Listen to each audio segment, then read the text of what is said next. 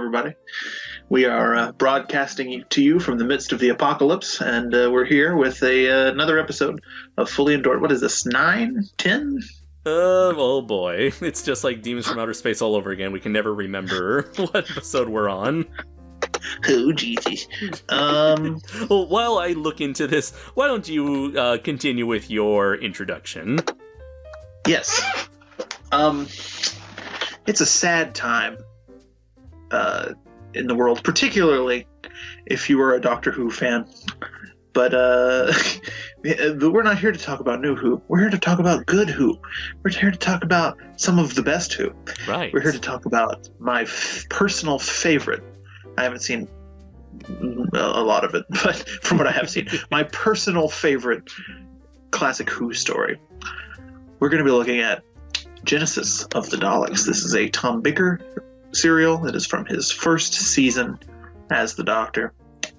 And it is Andres' first time seeing this particular story. Andres, would you like to begin by sort of giving a quick recap of your classic Who experience, and then, but prior to this, and then give us some sort of general thoughts upon your first viewing of Genesis of the Daleks? Sure thing, yes. And by the way, this is the 10th episode of Fully Endorsed.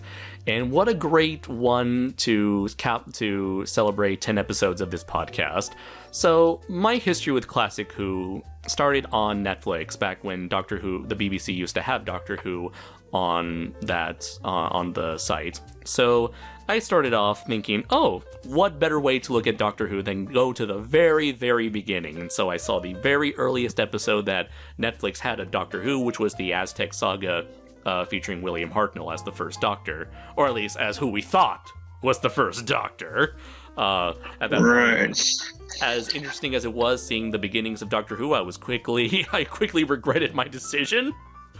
It wasn't all that impressive, unfortunately. And again, great respect, major respects, and props to the people who lay the foundation for Doctor Who, but unfortunately, it wasn't all that impressive for me. It wasn't all that entertaining. Which Hartnell story did you watch again? The Aztec one. Yeah, that's not a great one. To be fair, there are better examples you could have checked out for a first time. Again, this is just what was available on Netflix at the time, though. Right. And so I decided to skip ahead to the fourth Doctor stories because, from what I understand, Tom Baker is the most iconic version of the Doctor, at least in terms of Classic Who. And so I started off with, what was it? I can't remember which was my first one. Oh, I think it was Pyramids of Mars.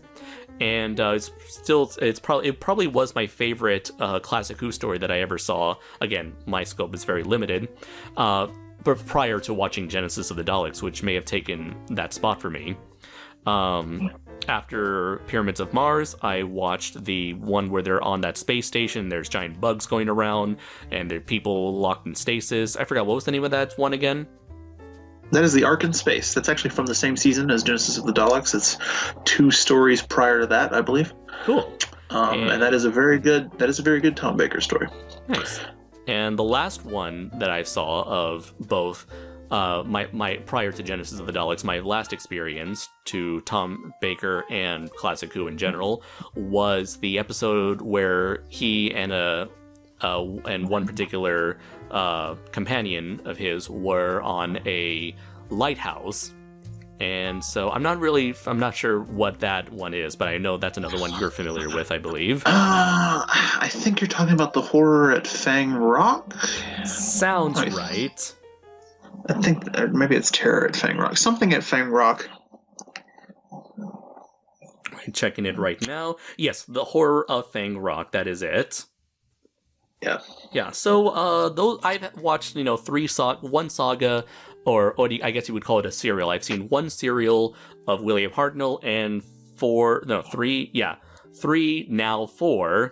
serials of Tom Baker. And it has proven to be a wonderful experience watching this era of Doctor Who because it is such a world apart from Classic Who, at least from all of New Who, at least all of New Who that I had seen up to this point, which were, I believe, the first 8 seasons. Yeah, because I stopped watching Doctor Who after Peter Capaldi's first season, and I've been meaning to get back on it, but just haven't had the motivation and just been distracted with other things in life. Honestly, I mean, season 10 I would recommend. Mm-hmm. That's about it. So as for my immediate thoughts on Genesis of the Daleks, it continues the trend of reminding me just how well written and intriguing and fascinating this era of Doctor Who is.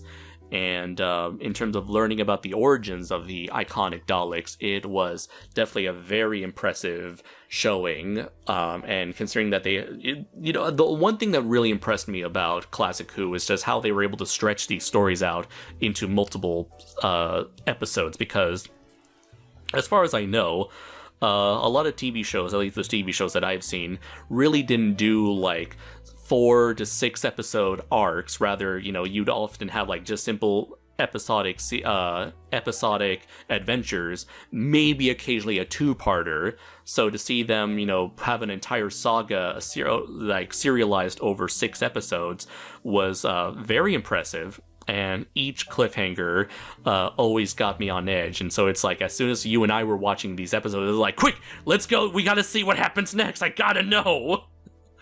Right. And yeah, the characterizations of the Daleks, of course, and their leader Davros, a character I was familiar with in New Who, were outstanding.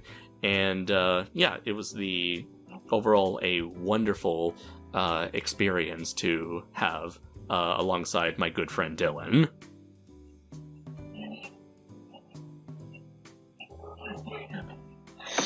I would agree. This is peak Who. I would recommend, since all you've seen is the One Hartnell story and some Baker stuff, I would recommend when you get the chance to look at some Pertwee. That's very sort of Doctor Who a la 60s James Bond. Ooh, on a TV budget. So good stuff there. Actually, there's, what? Next time we do a Doctor Who story on here, I'll probably do a Pertwee one. Actually, I have a specific one in mind. Cool. But Genesis of the Daleks. This is a big one for various reasons. It's the origin story of the Daleks. It's the number one enemy in all of Whodom. They were introduced in the very second story that William Hartnell ever was in, which was just called The Daleks, and they've been around ever since. And this was Terry Nation, the guy who created the Daleks. This was his opportunity to delve into their backstory, and he kind of reinvents some bits of the lore that had been established previously, and sort of creates really sort of the modern conception of what a Dalek is in this story. And some very iconic moments, some wonderful performances. It is a 6-parter, and Classic Who is very deliberately paced. Right. So if you're not down with that, then I wouldn't recommend it. But if you don't mind a story taking its time and having little diversions and cliffhangers and stretching things out occasionally, then this is a wonderful story to get in on, I think. Yeah, absolutely. Also, I think this would be a good. It wasn't mine, but I think it would be a good first Classic Who story if you're only familiar with Modern Who. Oh, absolutely. Because if you're familiar. Because if you're familiar with Modern Who, then you're familiar with the Daleks, right, and you're familiar with Davros. And so you know these things, and to get to see them, sort of in this sort of earlier form, and to get to see sort of Davros' conception, because this is his first appearance. And of course, it's Tom Baker, who is, amazing. And it's really good for that as well, I would say. So if you're out there listening, and you have seen New Who, but you've never dipped your toe into the classic era, this is a good place to start, I would think. There are a lot of good places to start, but I'd say this is a pretty strong one. So yeah, what did you think of Where to begin? There's so much to talk about. I feel like what's his name from Indiana Jones? What shall we talk about? I guess you were already familiar with Tom Baker, so let's get into. Wait, had you seen Sarah Jane before? Classic Sarah Jane. Was she in any of the Tom Baker stories you watched? Let's see.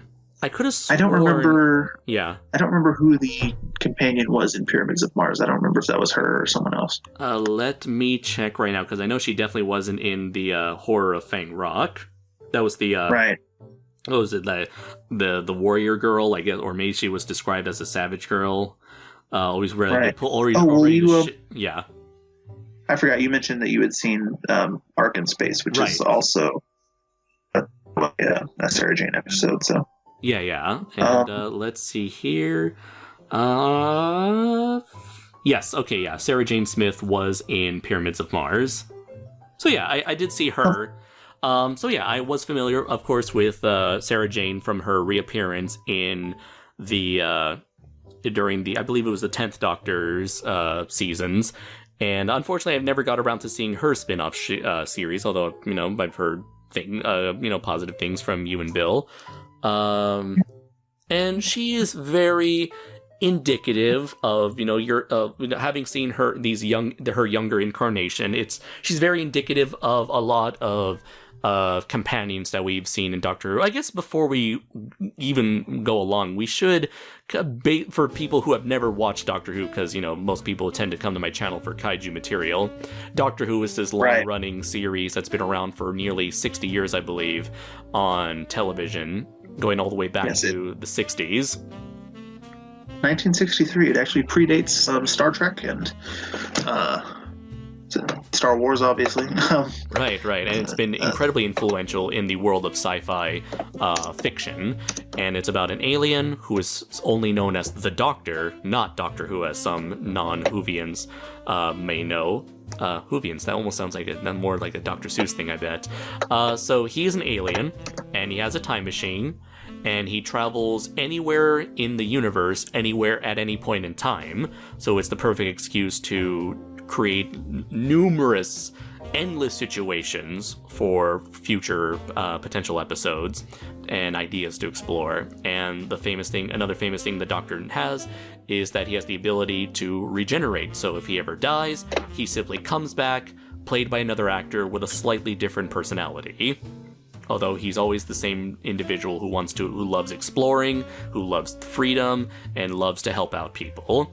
And so over the course of his adventures, he tends to usually get a human companion to travel with him for a while until they are eventually written out of the show and replaced by a new individual to act as the audience surrogate. And there's also a strong, independent woman who don't need dumb man. Right. And so, of course, as you mentioned, the Daleks are the the most iconic villains. They are the Joker to his Batman, the Lex Luthor to his Superman, the Mechagodzilla to his Godzilla, I suppose. So the Daleks are a race of squid monsters that hide in impenetrable trash can looking armor. And as silly as they look, they are extremely deadly, and they're like cockroaches. You can never fully 100% wipe them out.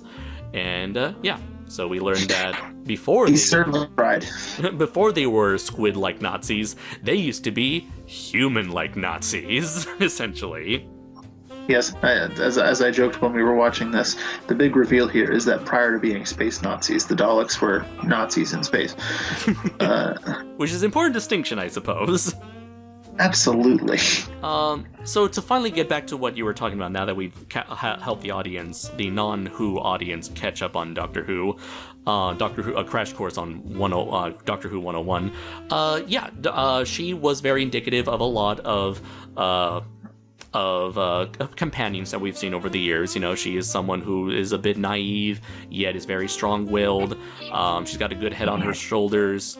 She ends up needing the rescuing of the Doctor, and she tends to look up to the Doctor and tends to be there as someone for the Doctor to explain things to her. But through her, we as the audience learn how this world is supposed to work. perfectly acting as the audience surrogate. Now with the other guy, what's his name? Henry? Right, Harry. I think he was in some of the Pertwee stuff. I'm not 100% sure, but he's only around for this first Tom Baker season. Okay, so he was one of those transitionary companions who was there to keep fans somewhat familiar with the status quo as they adjust to the new Doctor. Yeah, well, the idea was always you have a young man with the Doctor because he's like an older gentleman, and you need somebody who can like run around and be in action scenes. Mm-hmm. But Tom Baker comes around, and at this time he was like the youngest dude who had been the Doctor. Mm-hmm. And so it was like you didn't really need that anymore, and so Harry is kind of useless throughout that entire season. Right, because I kind of got that feeling with Genesis of the Daleks, where it's like I certainly knew what Sarah Jane was doing. She gave us a decent view of because like on this planet, was it Skaro? No. Yes, Skaro. Skaro. Okay, so on Skaro there are these two warring factions who have been at war for at least 1,000 years. You have the blonde dudes and you have the black-haired Nazi dudes. And in the middle of it all, there are the mutants, or the mutos, as they call them. People who were disfigured in the war and are left to fend for themselves out in the open. No idea what were the others called? Thralls? Thals, thank you. The Thals and the space Nazis are the Khaleds, which is of course an anagram of Dalek. Right. And so we know that the Khaleds, who are, of course, Nazis, very Nazi-esque, and they hate anyone that doesn't look like them or follow their mindset. They view the Mutos as lesser beings. I'm not sure what the Thals think of the Mutos, but they seem very they weren't hesitant at all to team up with them, at least one of them. Right. They were using the Mutos for slave labor to work on their rocket. Oh, but right, we never really right. get an idea. We never really get an idea of like how they view them. Right. Well, they were willing to kill them in their attempt to make radioactive missiles. Right. Whereas the Khaleds very clearly disdain the Thals because they're genetically, inferior. altered. And yeah. Inferior, altered, and they're space Nazis. So, Nazis in space. So that's right. It's interesting too because the Thals have been around as long as the Daleks have. They were in that original Hartnell story that the Daleks first appeared in. And in that, they're very much the yin to the Daleks' yang, or is it the yang to their yin? They are like super peace-loving, like they're like in tune with nature. Yeah, they're like in tune with nature and shit. Like they've evolved into this super like non-aggressive like race of like beautiful blonde people who live in the what's left of the woods and funny that the Aryan-looking race are not the Nazis here. Yeah, it's an interesting reversal, isn't it? Yeah. While the Khaleds have, of course, evolved into the Daleks, the ultimate space Nazis. So it's interesting. And so in this, because it's a prequel, we get a very different version of the Thals. They haven't evolved into that yet. They are maybe not just as shady as the Khaleds, but they are also pretty shady. Like, they're up to some heinous shit themselves. So it's interesting just to see a time where they're in the midst of this war that's been raging for 1,000 years, and the sides are not quite as different as you might think. Right. And then to see where they go in the future. It kind of reminds me a lot of like the H.G. Wells's The Time Machine, where you had humanity who split off into two opposite sort of human beings. You had the Morlocks that were very ugly, monstrous, and live underground, and like the peaceful I forgot what they were called, but the peaceful, normal-ish looking people that lived on the surface. Right. Getting back to what I was talking about before, so Sarah Jane, while the Doctor is dealing with the Khaleds, trying to navigate through their hierarchy and attempting to put an end to the creation of the Daleks, we have Sarah Jane, who is giving us a look at the other two factions of this world. Meanwhile, Harry, I often forget where he is, because either he just tags along and act as someone for the Doctor to explain shit to. Other times I forget where he is completely, because I'm very invested on what Sarah Jane and the Doctor are doing. So if there's any sort of weak spot for this serial, it would probably be Harry, unfortunately. Yeah, and again, that's not unusual. Again, he's not a bad character. He just doesn't have enough to do, and he never really did. And that's why I think they eventually just decided to get rid of him. Mm-hmm. And so, was there any relation between Harry and Sarah Jane? I don't think so. Okay, so they were just two random people who joined the Doctor on two different points. Yeah, Harry is... I forget what his job is before he joins the Doctor. He's connected to UNIT somehow, I think. Okay. And Sarah Jane was like a reporter. All right. I'm not sure if they ever did this post season 8, but all the companions within the first couple seasons, within the seasons of Doctor Who that I've seen, were usually like if the Doctor ever had multiple companions, they would usually be like related to each other in some way, shape, or form. The only one that comes to mind is that one time where they got that kid from the future, I believe in the very first season of New Who, and he got immediately kicked out by the Doctor after he had like a surgery implanted in his forehead. Well, I mean, there's also Jack. Don't forget Jack. Right, okay. Oh, yeah, I don't know. Was he a companion? I always thought he was just like someone who just occasionally showed up at the same time and place the Doctor did. He was a companion very briefly at the very end of season 1. Okay. They met him in the gas mask episode, and he was with them for the rest of the season. So I think he counts, because again, we don't know how much time he spent on the TARDIS off screen, in between stories either. Right. Oh yeah, and I think there's been comics where it's like Ninth Doctor, Rose, and Jack running around on adventures. So I think he definitely counts. Okay, then yeah, I always saw that season of the Ninth Doctor as just him and Rose primarily, but you're right about that. So it was kind of interesting to see two unrelated companions in this case. Although, yeah, from my experiences with Tom Baker's other stories, the dynamic where it's just him and Sarah Jane probably worked a lot better for me. But that didn't detract at all from the quality, really, from this story arc. Right. Well, aside from the Doctors and his companions, the other major character here is Davros and his first appearance. How do you feel about the introduction of Space Palpatine, basically? That is true. Palpatine's already in space. Handy-capable Palpatine. Well, if you remember Rise of Skywalker, he's also handy-capable. You're right, damn it. Nazi Palpatine's already a Nazi. I don't know.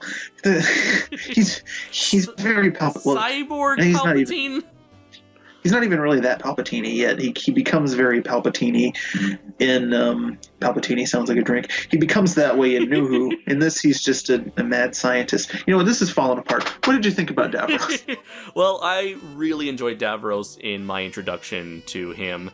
I believe, was it season 2 of New Who? Or season 4? 4. Wow, really? Oh, that late. Yeah, the Dawn season. Well, that was of course, me in being introduced to Doctor Who through New Who originally. Davros, I was introduced to him through, his season 4 appearance, and I think, did he appear one more time before the season 10, 8, 9, or 10 appearance? No, when he popped up in season 9, that was the last time. That was the first time we had seen him since season 4. Okay, so yeah, my only exposure to him, I guess, would be season 4. And that was a 2-part episode, so you might be thinking of it as two episodes, because technically it was. Yeah. Yeah. So, he definitely fits in line. This version, earlier version of Davros definitely fits in line with my view of Davros back in season 4. Me not watching beyond season 8 so far, so I don't know how that version of Davros works out in season 9. But yeah, he is definitely a very fascinating character. As soon as I saw him, it's like, I can definitely tell this is a character with a lot of history behind him. And was very interested to know how he came to be. And we don't really get to figure out exactly how he started out, but we know what led to his sort of importance in the history of in the lore of Doctor Who. He's, again, very interesting. He's a mad scientist, as you said. He's not so much hell-bent on conquering the world initially, but he's just a guy who wants to create the ultimate the ultimate being that would take his people's genes and take it to the next level and develop like the most superior creation that the universe has ever known. And by that point, he slowly becomes just insane, where he's like, yeah, I'm not all about that. I'm not all about having our people survive, have the best chances of survival. I just want to say that I have the power to wipe out the universe, just so I can say that I can. And so what happened is what happened was the war was affecting the Khalid people's genes. They were mutating. Mm-hmm. They realized this, and so they began experimenting with their own DNA to determine what they were mutating into. They wanted to see what they were going to evolve into as a result of all the radiation and fallout from the war. They found out, and as we know from New Who, little squid monsters. So which is an interesting evolutionary path, I suppose. Definitely. There's an episode of Star Trek Voyager where the captain and one of the crewmen mutate into giant salamanders. I remember, what was it, like Red Letter Media bringing that episode up. I thought, it's odd. So, it's not... Also, I don't think it's not that weird. I don't think evolution works that way. It don't, but don't worry about that.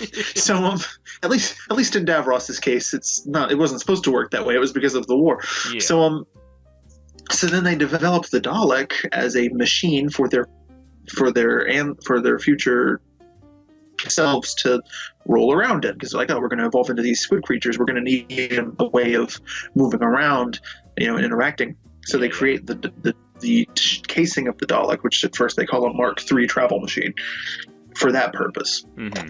And then Davros again went a little too far, and things developed the way they developed. Right, we need to put a plunger on this machine because, damn it, this is the ultimate tool of survival. We must do plumbing. You will plumb.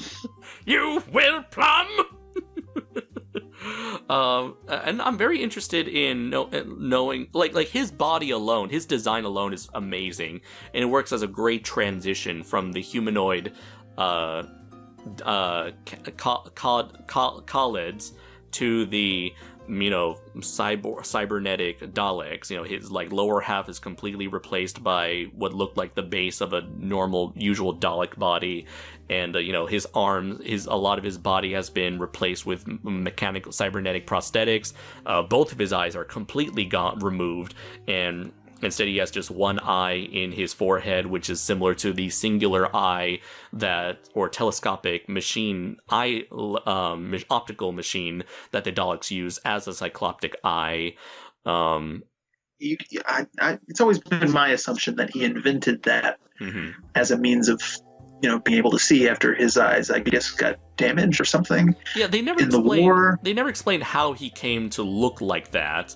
But it's. I always assumed that he got hit by a bomb or something. Mm-hmm. But then there's a moment in New Who when he appears in that Capaldi episode where we find out that he can't actually use his real eyes. So it's like, well, then why? But never mind. Never mind. It doesn't matter.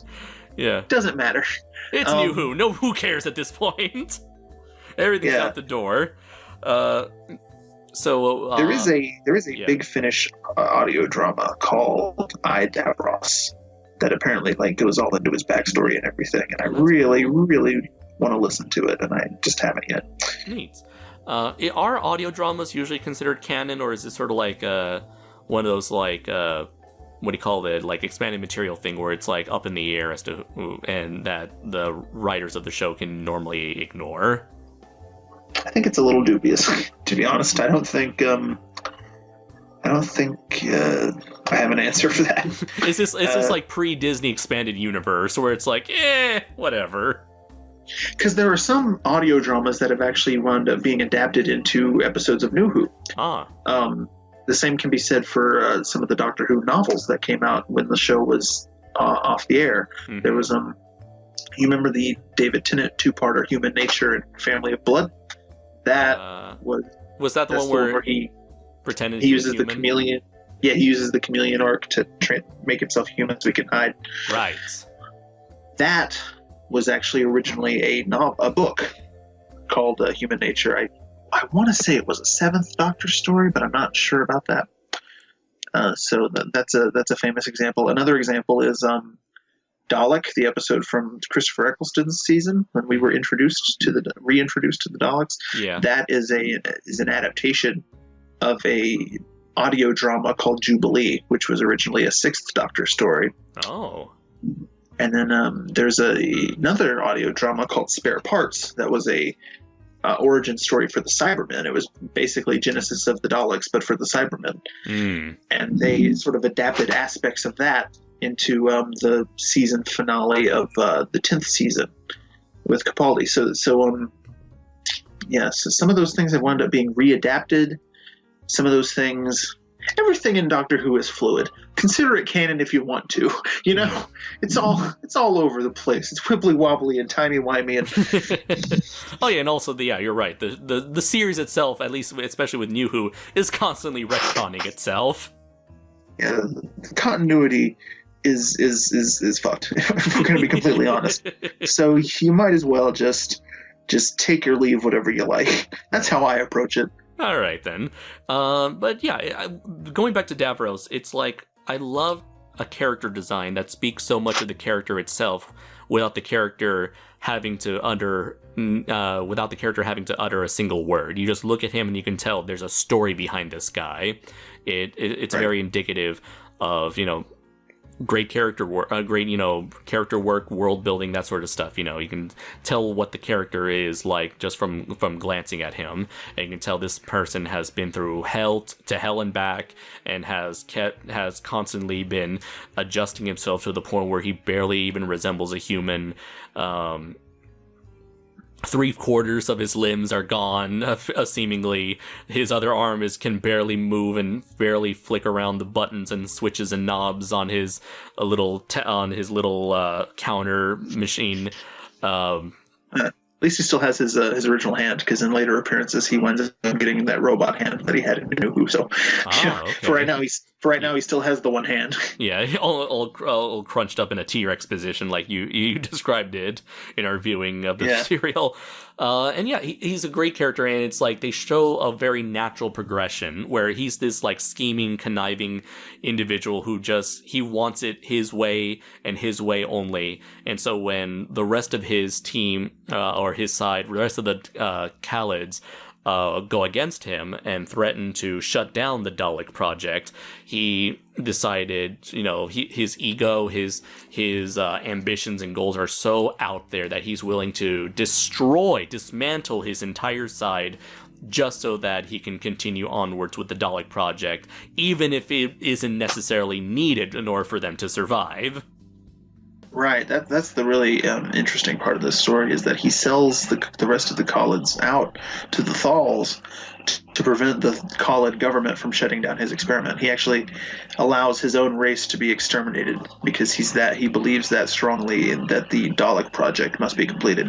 Yeah, only keeping like a handful of individuals, and especially the scientists who still side with him. And again, he still keeps that up when the Doctor manages to team up with a bunch of Khalids to go against him, and eventually there's like this mutiny against Davros, and Davros is tricks everybody into going into a vote against him, and just when it seems like everything is done for him, it's like you have the Doctor, he's kind of playing a part of like the producers, where he prematurely walks out on thinking that everything's going to be fine, and even though it wasn't. He turns the tables on everybody by murdering everyone.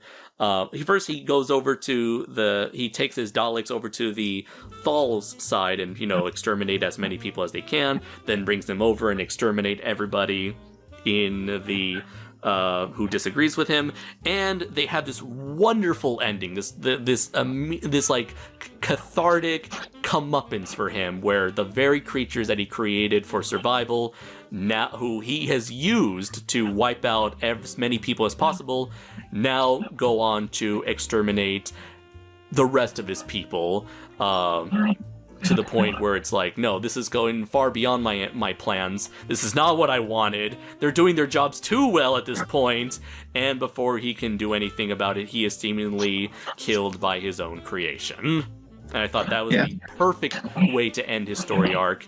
For that alone, if he was just a one-off villain, which I assume he was written to be a one-off villain initially, that was like the best way he could have gone out. Yeah, I think that was originally the plan, was to keep him dead, but then they wound up bringing him back in Resurrection of the Daleks. Which, of course, goes to show that no one's ever really gone. No one's ever really gone, yeah. Which is another Tom Baker story. He then proceeded to show up, he would show up once in each Doctor's era after that.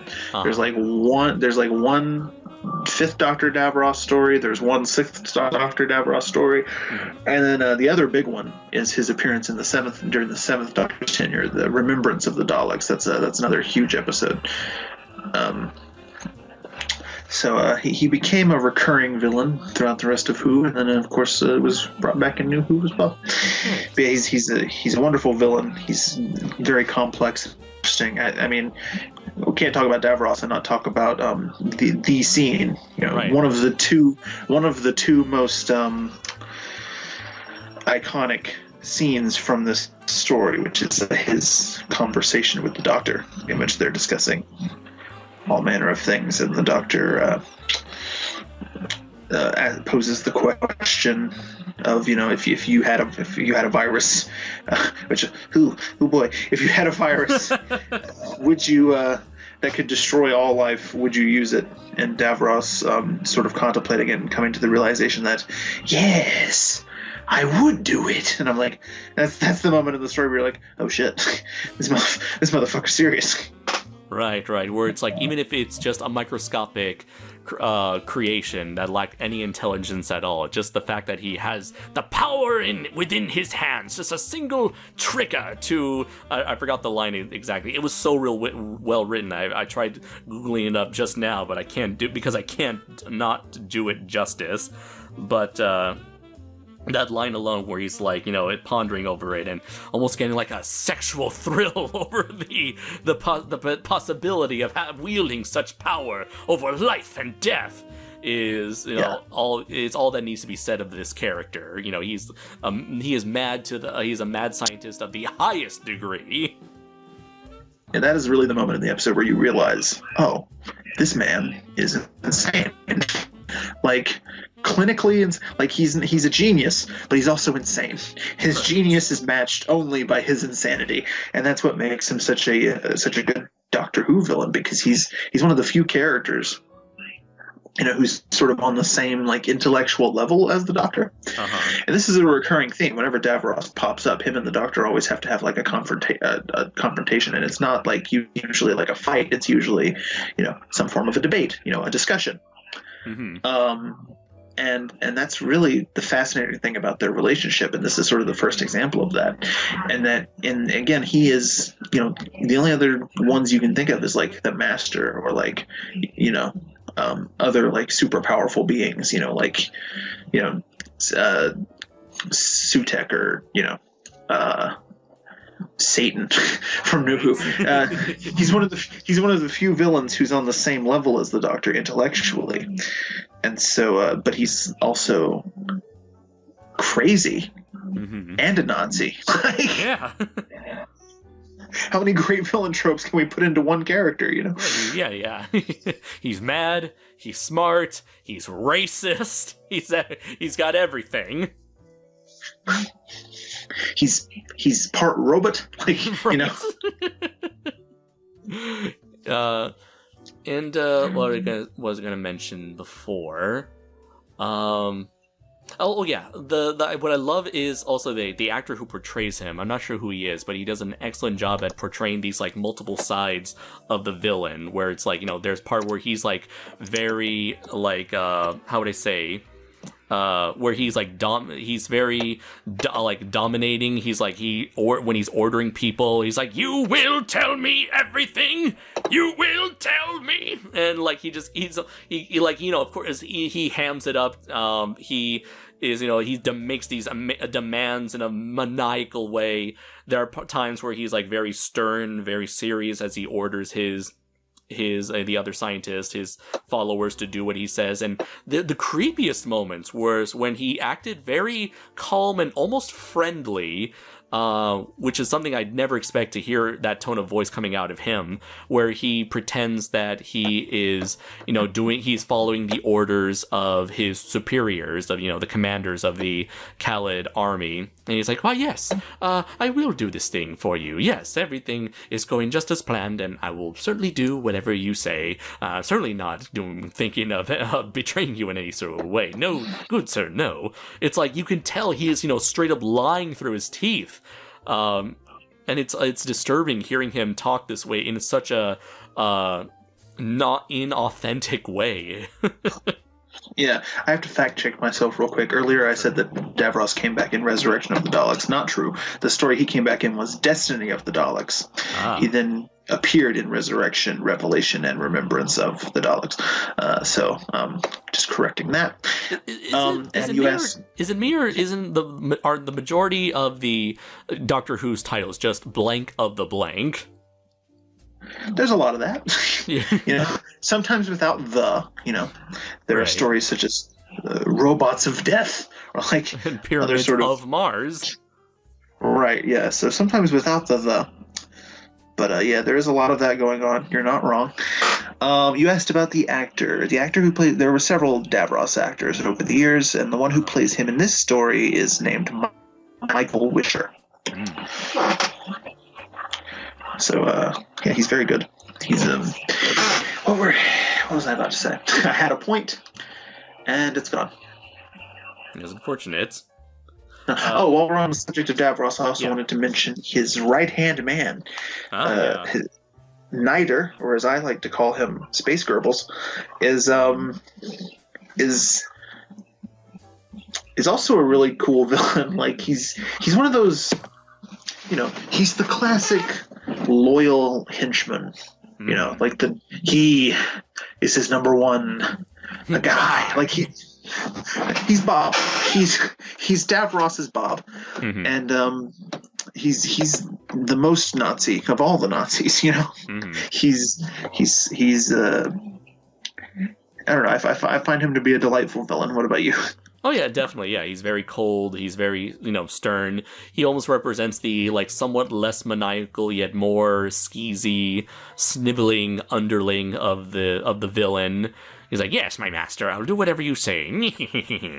That kind of villain, I suppose. Megatron! Yeah, kind of like a Starscream, but without the whole betrayal. Although, actually, no, like Starscream, because when things looked very bad for him, he was ready to book it, only for him to be, you know, one of the first people of his underlings to be killed by his very own allies with the Daleks. You know, he was ready to book it when things get too hot.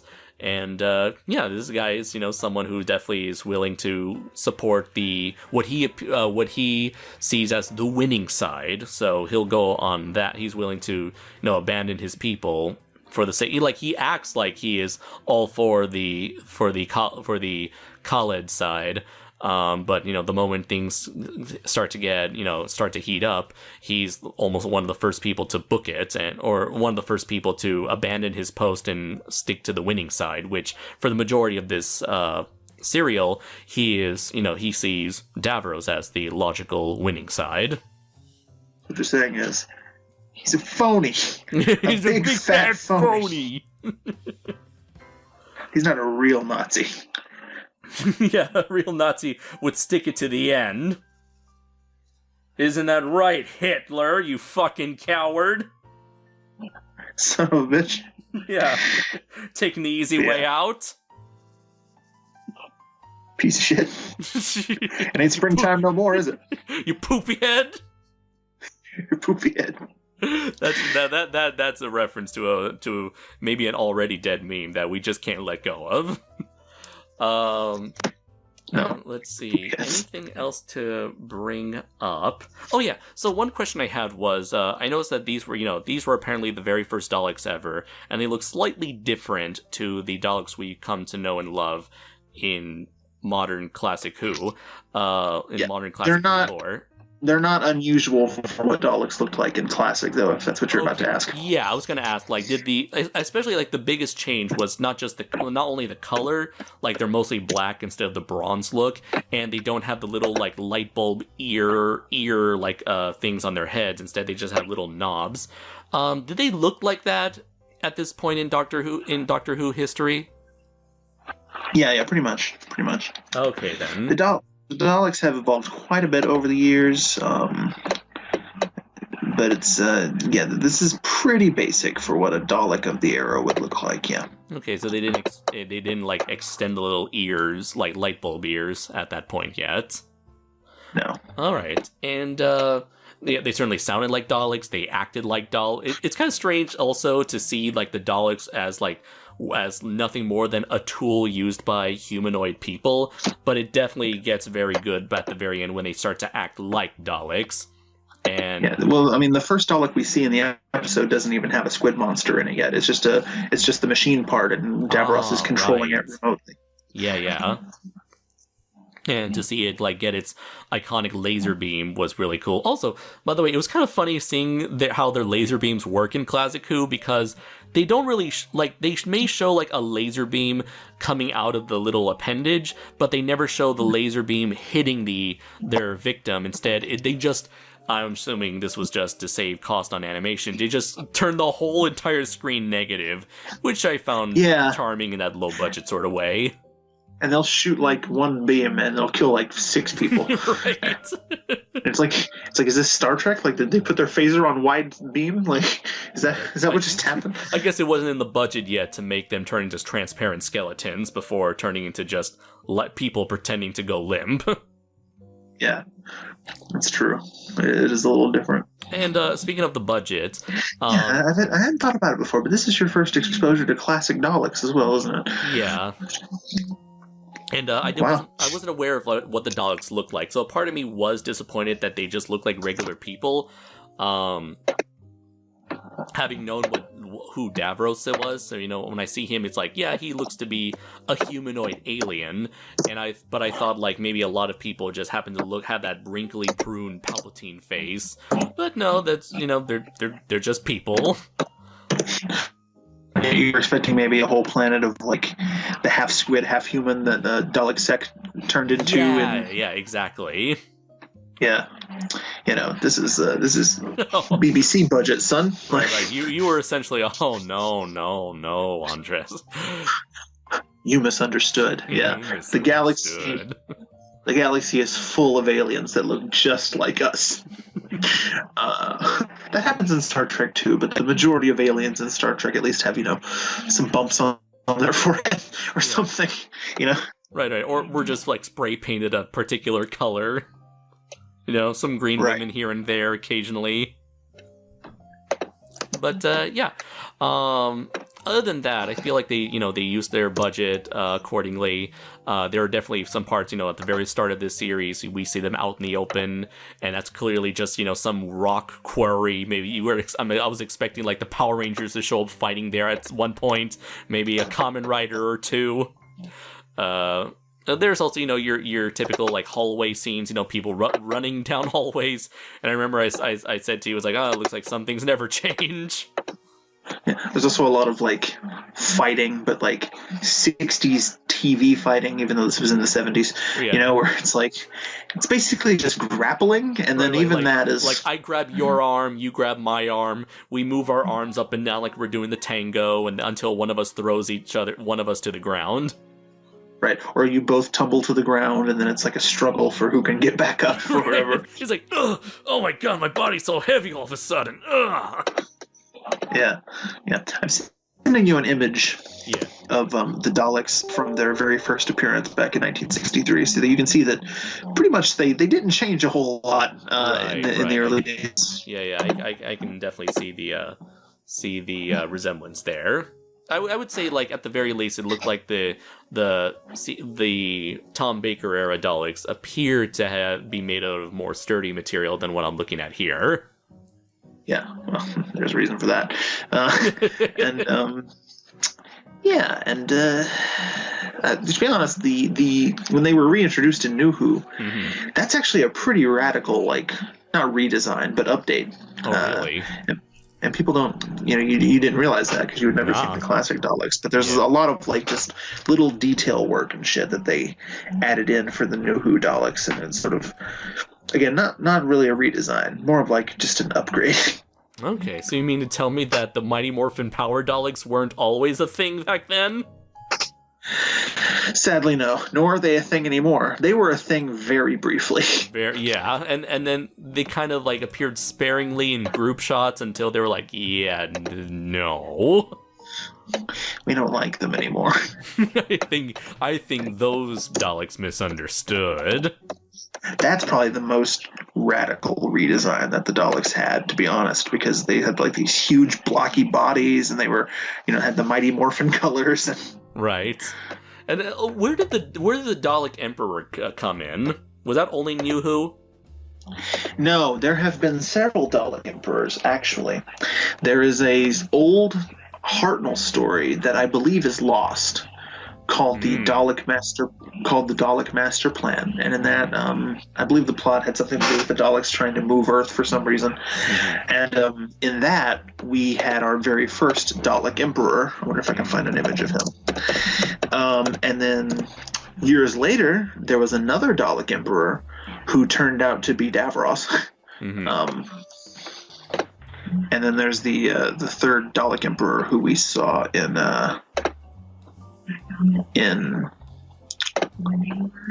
New Who. Okay. Let's see. All right, so here is an image of I'm sending you an image of what the original Dalek Emperor looked like. Okay. This isn't actually a screenshot from the actual episode, because again, the episode is lost. It's a recreation. Ah. It's sort of, you remember in New Who when the Daleks had that girl that's on Satellite 5, and she was like wired into everything, controlling the whole satellite? It's basically that. It's like a big giant like Dalek tower with like wires coming out of it in all different directions. Very polygonal. Yeah. I wonder how. Yeah. I'm looking for the 80s Dalek Emperor who turned out to be Davros. Okay. Yeah, I'm curious as to what his relationship with the Daleks have been, because I know, like, by New Who, he was kind of made their bitch. It's always evolving. There's a constant power struggle between Davros and the Daleks for who's going to be in control. And then in the 80s, there was the Dalek Civil War, in which Davros, who at that point had anointed himself the Dalek Emperor, he had created like a whole second race of Daleks who were programmed to be loyal to him, and there was a huge war between those Daleks and the original Recipe Daleks for who would have control of all of Dalek. Oh wow, this is him. Oh, he kind of looks like a Happy Meal toy. It's like, open up, surprise, it's Davros.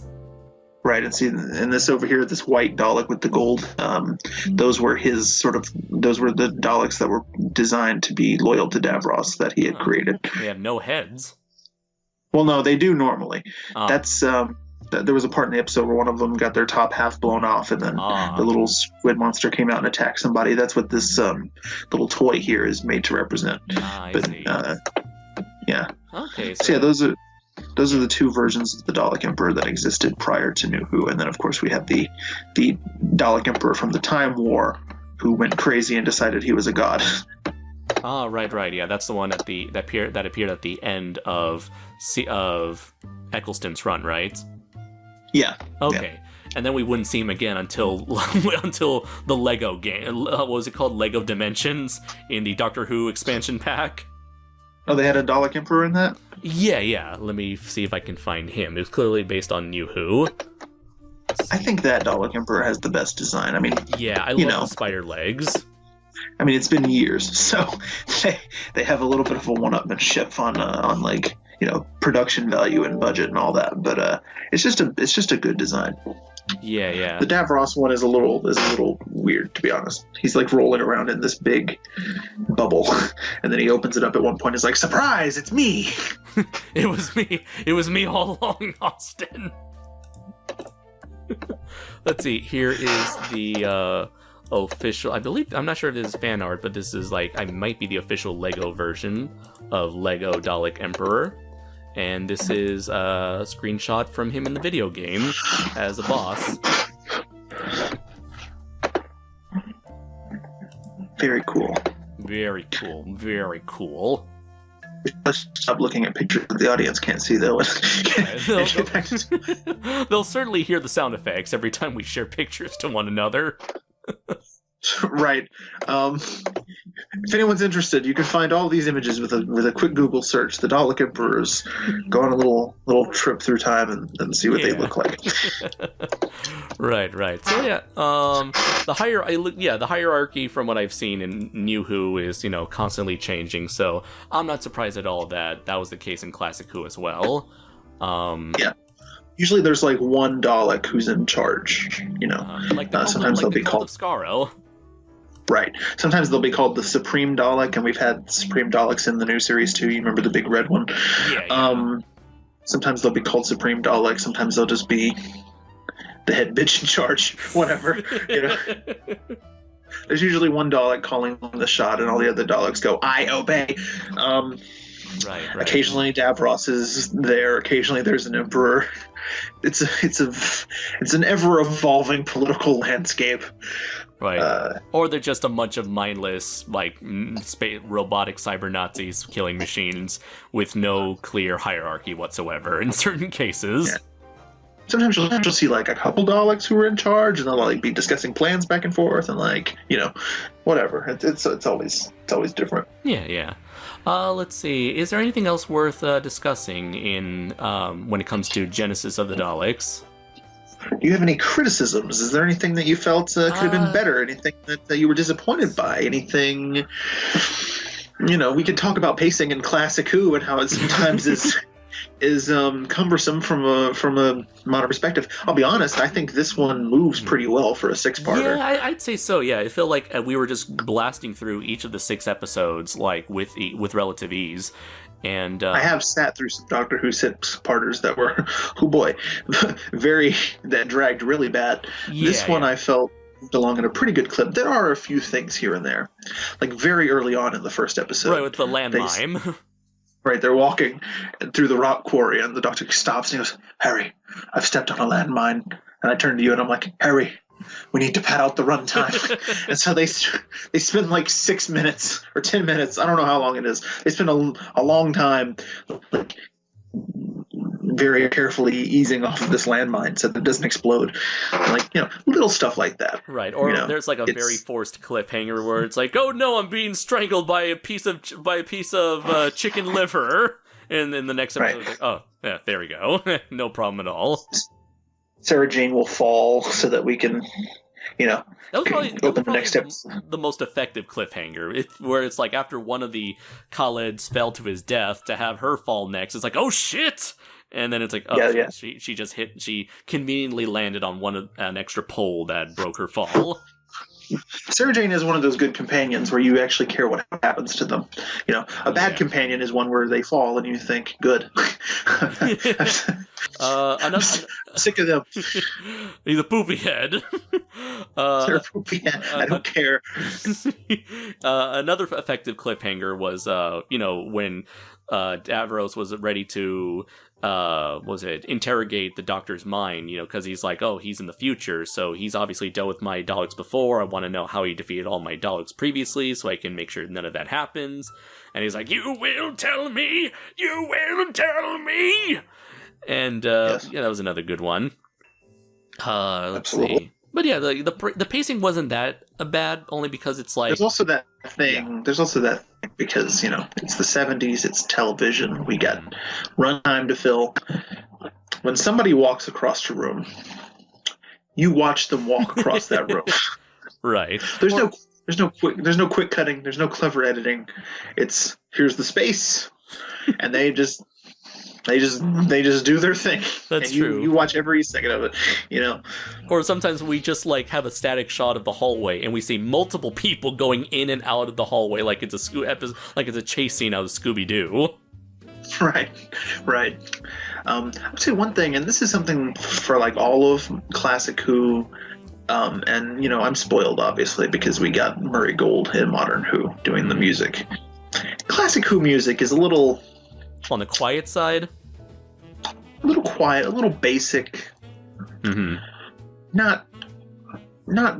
I can't tell you a single piece of music other than the theme. Right. It's a good theme. I don't know. It's a good classic rendition of the theme. I'll give it that. Right. But outside of that, there's really nothing else that's coming to mind. Nothing. In fact, I completely forgot. Sorry. Yeah. Go ahead. I have seen classic Who stories that had little good bits of music in them, but this isn't. There's nothing in here that really stands out. This just wasn't a priority for them at the time. Mm-hmm. But from a modern perspective, it would be nice if they had some more interesting music. Mm-hmm. It's all. There's a lot of Mickey Mousing going on. A lot of people walking across the room, so the music goes dun dun dun dun. Stuff like that. It does its job, and I'm not taking points away for it or anything. I'm just saying that it is an area that could be improved. Right. And instead, that's possible. That's one thing that could have been better. Not sure if the low budget nature also played a factor into the quality of the score itself, though.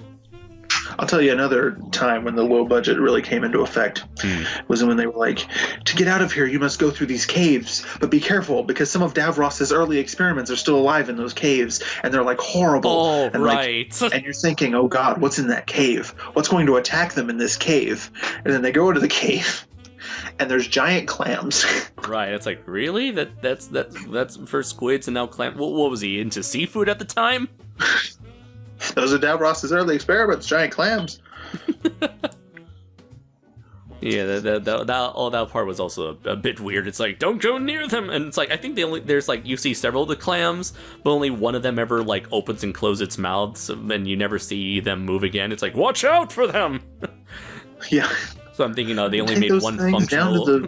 Yeah. Take those things down to the fish market. You'll make a fortune. A lot of people love mussels. Right. But what? I think so far in terms of when you mentioned pacing, I don't think it's nowhere near as bad as other Doctor Who episodes, and I think that's mainly because there's a lot going on in this episode compared to other episodes that I've seen where it's typically just the Doctor and his companions, maybe a couple natives in wherever time period or planet they're on, and they're simply just shuffling about, finding stuff to do in one single location. Meanwhile, here it's you got, you got the Doctor and Harry doing stuff. You got Sarah Jane doing stuff. You got the whole political stuff going on between Davros, the head scientist, who sides with the Doctor. Some more. Khalids that side with the Doctor. There is a lot of plot because you've also got the whole subplot about the Thals are building a missile to try and destroy the dome. Right. But then one of the Khalids is oh, the missile will never penetrate the dome because Davros created a new metal that's really strong, and their missile won't be able to penetrate the dome. And I like to think that new metal is Dalekanium, which is what the Daleks casing. Yeah, I was thinking that too. It's made of. That they don't ever say that, but that's just sort of my interpretation. And then Davros goes to the Thal, and then Davros goes to Thal's and like says, "Hey, your missile's not going to penetrate the dome, but here's some other chemicals that you can spray on it to make it weak, and then your missile will have no trouble getting through and killing all my people." And so there's a lot of intrigue. There's a lot of back and forth. There's a lot of people, you know. The political climate changes before your very eyes, and that was the most interesting part for me, just seeing this whole entire regime, like Khaled machine, just like falling apart. Like it's kept in good shape for the last 1,000 years, and to see it just like completely fall apart in a matter of I don't know, I'm not sure how much time takes place. I don't know, hours, I'd say, just in a matter of hours or days. Yeah, it's really interesting. This war has been going on for 1,000 years, and for the most part, it seems like it's just been like, you know, back and forth, and then they have a really eventful couple days. That just completely fucks up everything. There's also that female Thal officer who only really becomes a character in like the last 2 parts of the story. Right, she kind of came out of nowhere. It's like, well, we need more supporting characters to help the Doctor out, and since we've already, you know, we're planning to murder the rest of the good Khaleds, might as well bring in her along. Right. There's one other thing that we absolutely have to talk about. And I'm ashamed that we almost ended the episode without it. I mentioned earlier that there are 2 super important, super iconic scenes from this episode, from this story. Yeah. The first one we already talked about is the one where the Doctor and Davros are having the conversation, and he poses the whole virus thing. The other one that you were familiar with for other reasons, was the moment when Tom Baker has the opportunity to destroy the Daleks completely. He could tap 2 wires together and blow up all the little Dalek embryos, and they'll never grow up to be big bad Daleks in the future. Though there wouldn't be a time war. I keep thinking of how many times that, like, post this story, the Doctor has like been in the middle of an altercation with the Daleks and thought to himself, "Man, I was a fucking idiot. Why didn't I just touch those goddamn wires together?" Like, this is an incident that haunts him for the rest of his life, especially during the whole like post Time War, right? Everyone's dead, like, period of his life. My people are dead. My people are dead. Now his people are dead again. Currently, it's my people are dead again. Also, I'm a woman. And also, now I was a woman. I was always a woman. Dodoria, I am a woman. So anyway, the Doctor has this opportunity to touch 2 wires together and kill all the Daleks forever, for eternity. He will completely wipe them from history. And then he has this ethical dilemma, like, but do I have the right? It's like, well, what were you planning to do at the beginning? Shouldn't you have asked that question to your superior, like, Time Lord at that point? Right, well, originally, at the beginning of the episode, the Time Lord had told him, like, hey, I want you to either go back in time and either stop them from evolving or change their evolution so that they don't turn into the assholes that they are in our timeline. And the Doctor's like, okay. And I think he was hoping to pull off the second option. And that didn't really go so well. So then he was like, all right, I guess I got to go with option 1 and just stop the Daleks from ever being created. And ultimately, that's when he comes to this quandary, like, do I have the right? You know? And there's that whole scene. It's wonderful acting from Tom Baker.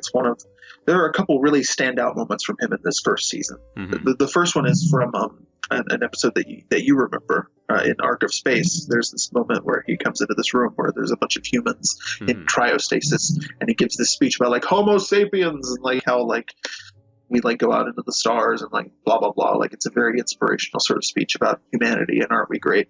And then there's the other big one that comes to mind is this moment. It's a wonderful performance. It's really interesting writing. It's a really dumbass decision on his part. Well, it's like the only reason why he didn't kill them was because he thought there was a better option that didn't involve killing them. Because at that point he thought Davros was done for. Little did he know Right. that the Daleks were already out and about, ready to ambush them.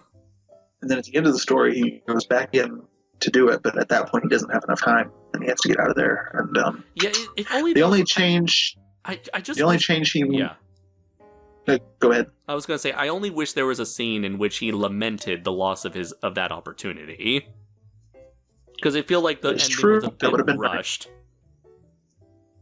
Yeah, that's the thing in classic Who too. You get to the end of the story, and it's like, well, it's over. Bye. Yeah, they literally whisk off into the next adventure. It's like, have you ever seen the episode of American Dad where it's like a Little Shop of Horrors parody, but with a singing hot tub? Yes, and he's like, that's it. Stand dead. Bye, everyone. CeeLo Green just comes up and goes, oh, that's it. That's our story. Stands dead. Bye. Yeah. That's how classic Who stories end.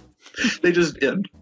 Right, there's no time to, there's no, cool down moment after, or what do you call it? There's no, proper resolution after the climax ended. Yeah, and the only change he really makes to the timeline is that the Daleks wind up being trapped underground for, however long it takes them to get out of that bunker. You mentioned 1,000 years? Something like that, yeah. This is expanded upon in Destiny of the Daleks, the Tom Baker story where Davros comes back. So yeah, what did you think about this whole scene, the ethical dilemma? Right. It was, it was very good. It was well handled, I'd say, very maturely, as a lot of these episodes have been written. It does spark a very interesting... Doctor Who was mature. Yeah. Oh. It's supposed to, it's like, I love New Who, because that's the thing that introduced me to that, and there's so many great stories. But it feels like a lot of New Who is more like spectacle over quandaries, whereas this one has no money for spectacle, so it's all about the intrigue and quandaries. Yeah. So they provide a very interesting thing where it's like, think of all the good things that have come out as a result of the Daleks. It's been this force of nature, this evil force that has allowed the rest of the universe to unite itself against, and all the good things that came out as a result of it. It's like, what would you do if would you kill Hitler when he's an infant? Would you be willing to do that even though he's done nothing wrong? Yeah. He doesn't actually say Hitler, but he's talking about Hitler. Yeah. The line is, if somebody who knew the future pointed out a child to you and told you that child will grow up totally evil and be like a dictator, could you then kill that child? And Sarah Jane doesn't really have an answer to that. And she's like, this is different. Right. Or even then, it's like, thinking in real life, just, sure, the Nazis did a lot of horrific things, but then it's think about how much we've learned, this is going to sound very strange. It's like, of course, the Nazis are terrible, terrible, terrible, terrible people. And I wish it never happened. All that stuff never happened. And it's like... You're not supporting the Nazis. I'm not supporting the Nazis. We're not supporting the Nazis. This Mexican-American is not supporting the Nazis. Neither is this white American of partial German descent.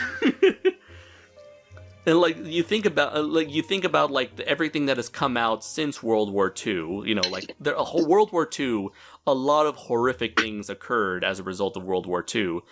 But you think of all the things that happened after World War II. A lot of bad things happened, and a lot of good things happened. And it's like, are you willing to sacrifice all the good things to get rid of all the bad things? Most likely, yes, sure. In my opinion, I would do that. But yeah, well, again, and this is one of the classic things about time travel stories that's really interesting, because for everything that happens in the world, be it good or bad, there are negative consequences and positive consequences. Right. And so you might go back in time thinking, oh, I'm going to kill Hitler, and it'll make the timeline so much better. But then you go back and kill Hitler, and then you come back into the future, and maybe something even worse happened. You don't know how you don't know how anything is gonna affect anything. Yeah. It's such a shot in the dark, and that's what's really interesting about time travel stories is that, you have to be very careful about what you do because you don't know how it's going to come about. Are you familiar with the Ray Bradbury story, Sound of Thunder? Yes, I both read it in I think middle or high school, and I've seen the god-awful movie. Right, so a guy goes back in time for big game hunting to hunt a T-Rex, winds up stepping on a butterfly, and then when he comes back to the future, the world has become, a fascist, police state.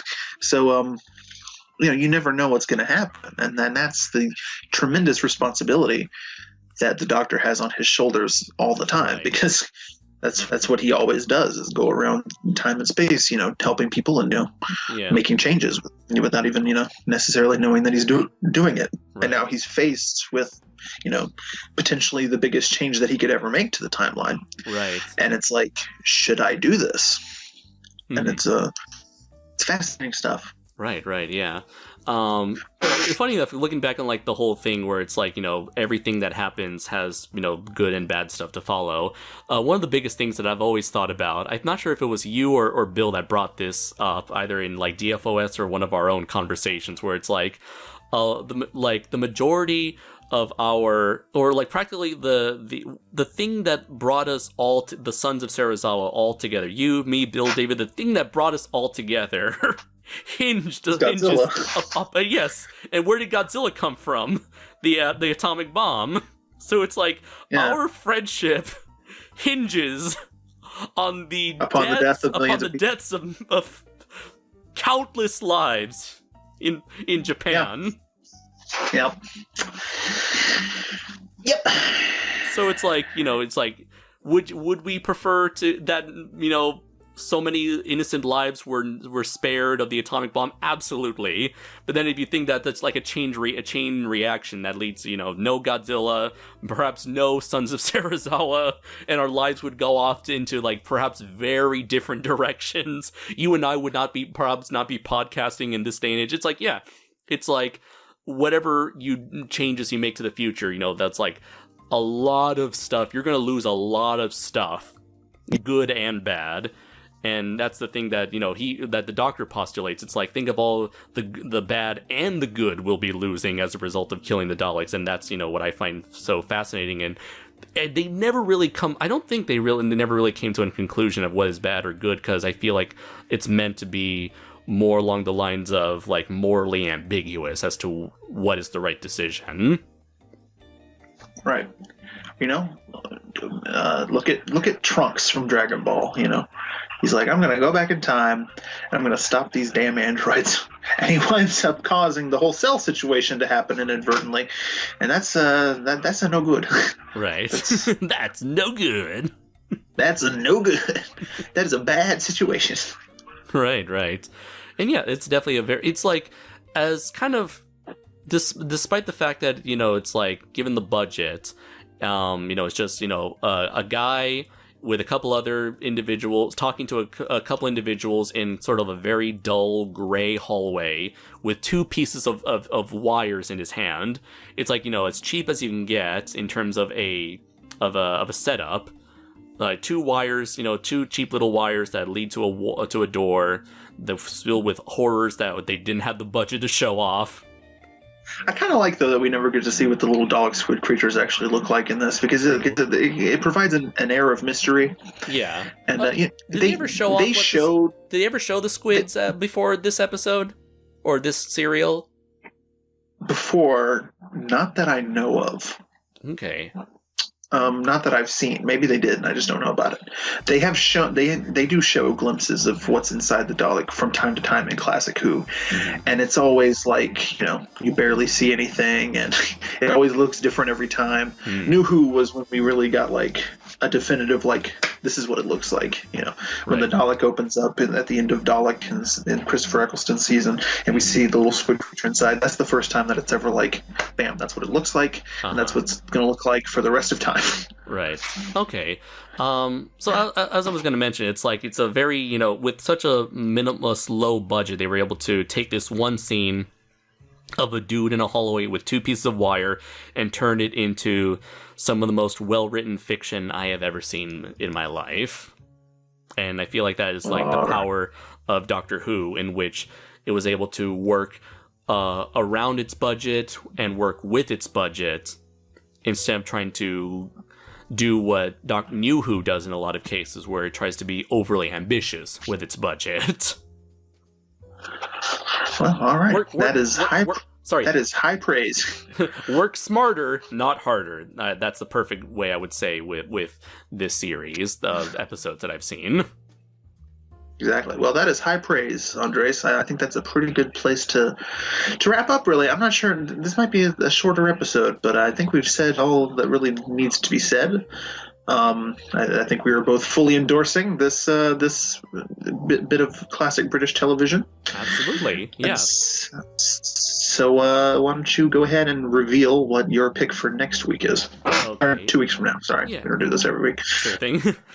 So for the 11th episode of Fully Endorsed, what I would like to talk about is a series from the good old days of MTV, back when they had a little program block called, I believe it was called MTV Oddities, where there were 2 animated series, very offbeat, very off-kilter.